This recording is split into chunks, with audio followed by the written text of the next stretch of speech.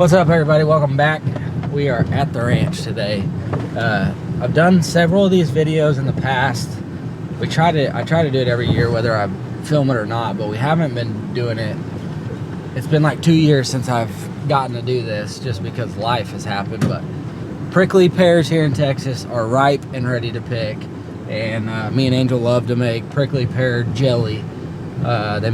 It's delicious, but it also makes really good Christmas gifts and stuff like that. So we're out at the ranch, got some guys out here working on fence, so I figured while we're driving around checking on guys working fence, we're gonna pick us a bunch of prickly pears.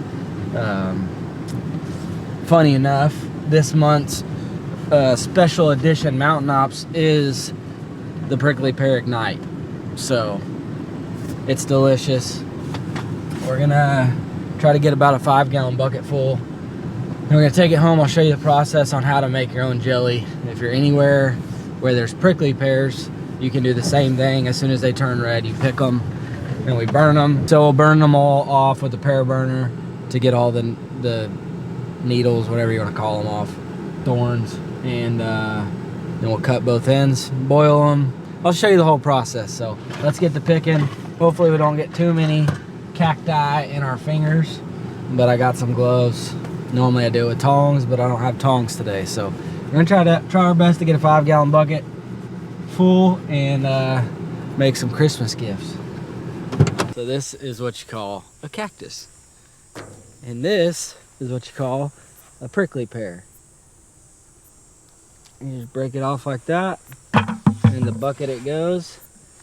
And they got little tiny, I'll show you, almost like hair for spikes, these little pieces right there, and then they got some nasty ones on the ends. But I'm in flip-flops too, so I'm just been driving around in the truck today, so I don't have my boots on. But we're gonna hope that we don't run into any rattlesnakes, and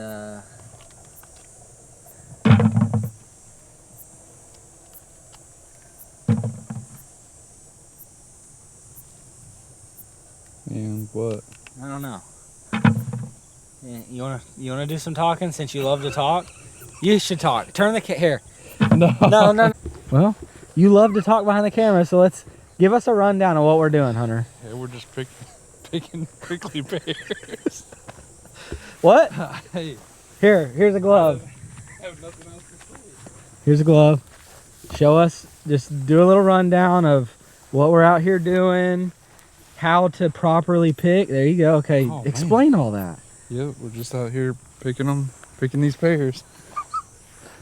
Why are you running? I don't have anything else to say. There you go. Here, let's do a little taste test real quick with a raw prickly pear. All right, pick me a good, ripe, juicy one. Yeah, that one's good. This one? Sure. Hold it. Ooh. Hold it out, like pinch it. What if we go to the... We're gonna try our best not to eat any of these. I've seen guys squeeze it out. I don't know if I can do it with this one. Letting all the juices go. Yeah, we're gonna get a different one.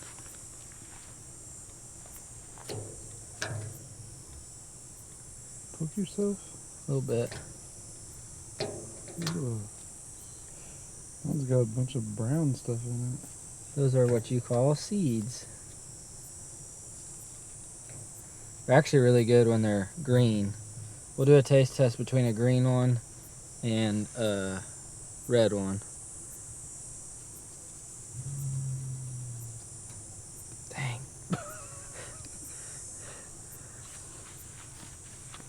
Get another one. Do a little taste test.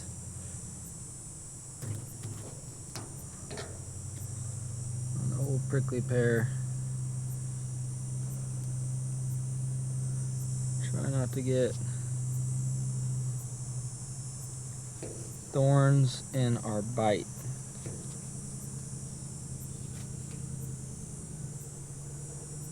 and And these will stain everything you're wearing. They'll stain your hand and everything. So a little piece like that.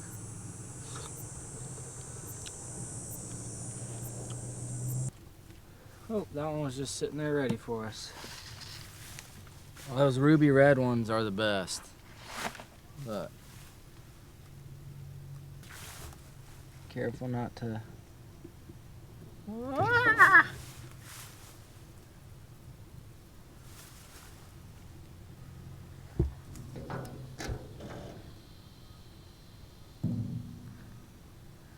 just shave off everything. I'm gonna try not to get these spines in your bite. This flatbed is hot.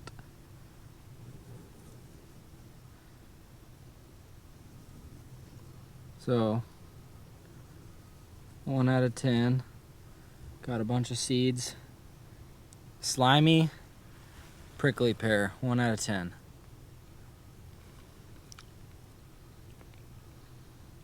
Spit the seeds out.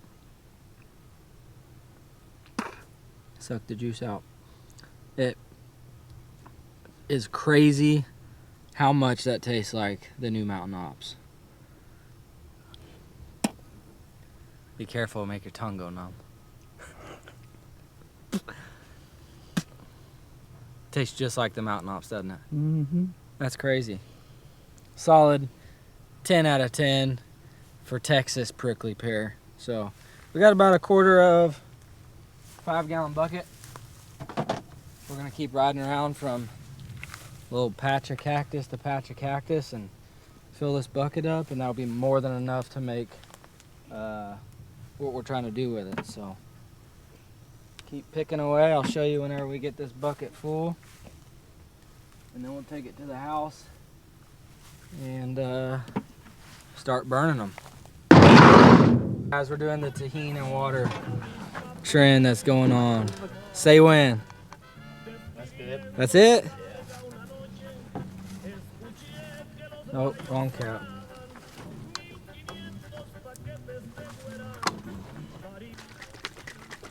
This ain't gonna taste like nothing. A little bit. It tastes better Like with salt. ice. Yeah. Ice. When it has ice. Pretty good. Put a bunch of ice, squeeze a lemon in there, put a bunch of tahini. You can taste the difference. Laggy. Alright guys, we made it home. I got a bucket of water over here, cold water, and then I got my bucket of prickly pears, and I'm just singeing them over the fire, making sure we try to burn off all the little thorns, and then I'm gonna roll them around in the water to get out any extra thorns, and then we'll take them in the kitchen. I'll show you the next step. So this is probably the longest step, most tedious step anyway.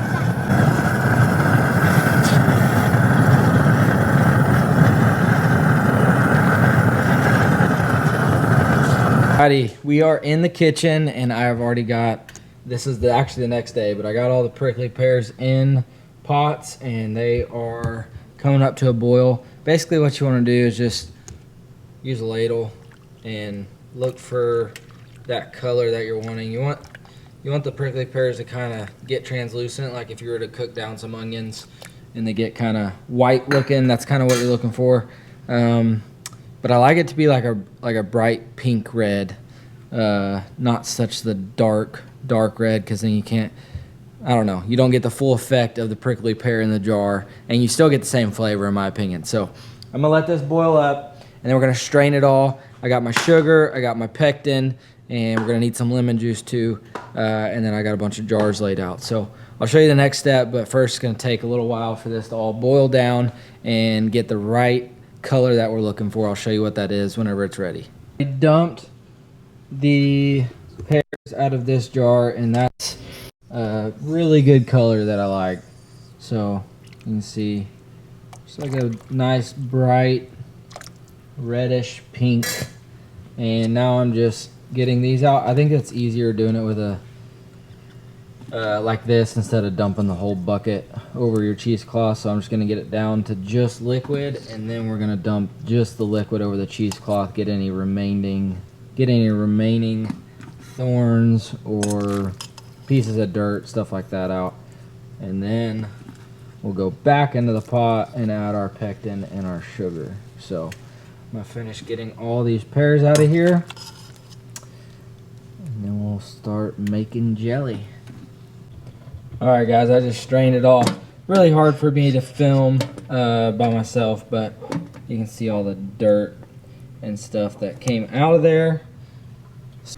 Looking full. This is our last 2 cups of sugar. So we did 4 quarts of prickly pear juice, 14 cups of sugar, and that is maxed out right there. I got my jars over here boiling.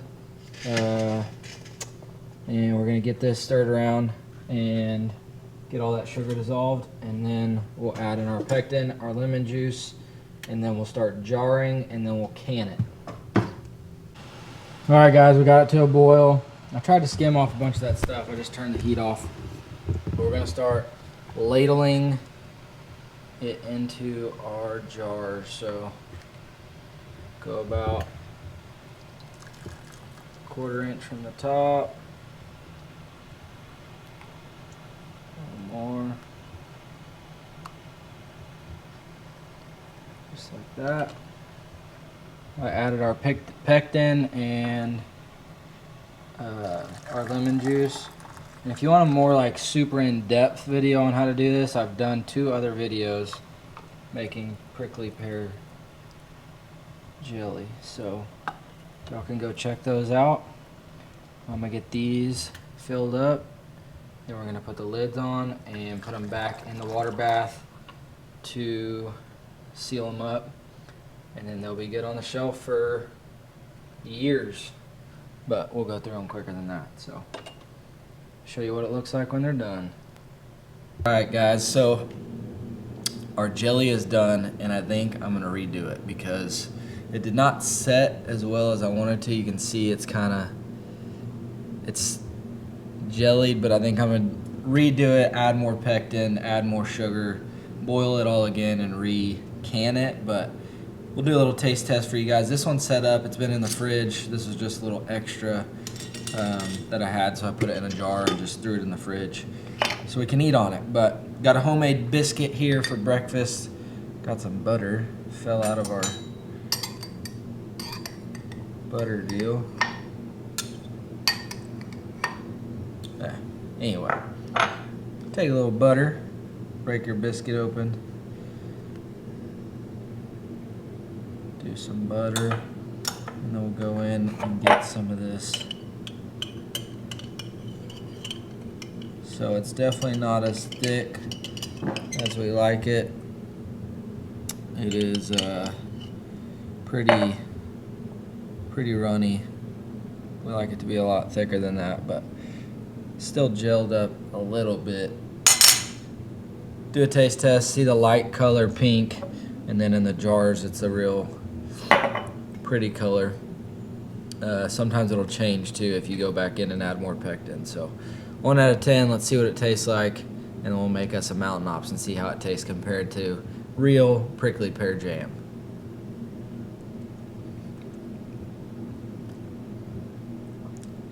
It's really strong. Tastes just like a prickly pear. Made some prickly pear tea, I guess you'd call it, with all the extra juice. Just add sugar and put it over ice. It's really good, but it tastes just like this. This is really, let's go for another bite. It needs to set up more. A little runny, so I'm only gonna give it like a 7.6. But for flavor, it's delicious. It tastes just like I want it to taste. So let's do some Mountain Ops, see what it tastes like compared to the jelly. So this is the Mountain Ops Ignite. This is a limited run, so if you want it, click the link in the description box and y'all can go get it. This is the prickly pear Mountain Ops, and it is like a green color, and it kind of turns your, I already made one. Let's see what color it gives off. It's like a greenish, like a light green color. But let's give it a flavor test. See what it tastes like compared to this. Tastes so similar, it's crazy. They nailed it on the head with the prickly pear flavor. That's one of my favorite Mountain Ops flavors they've come out with. Definitely a Texas oriented flavor. It's pretty good. So hope you guys enjoyed the prickly pear video. I'll let you know. I'll keep you updated on Instagram. If you don't follow me on Instagram, go click the link in the description at Mike the Mullet Man on Instagram, and I'll give you an update on how it turns out once I redo it. Because you see, it's just not doing. It should stick everywhere in the jar and not move. So hope you guys enjoyed this. Super easy to do. You can do it with anything. You can do it with apples. You can boil down apples and do the same thing. So super easy and delicious. Makes great gifts as well. So stay tuned for the next episode. Hit that subscribe button, hit thumbs up, and remember, eat good.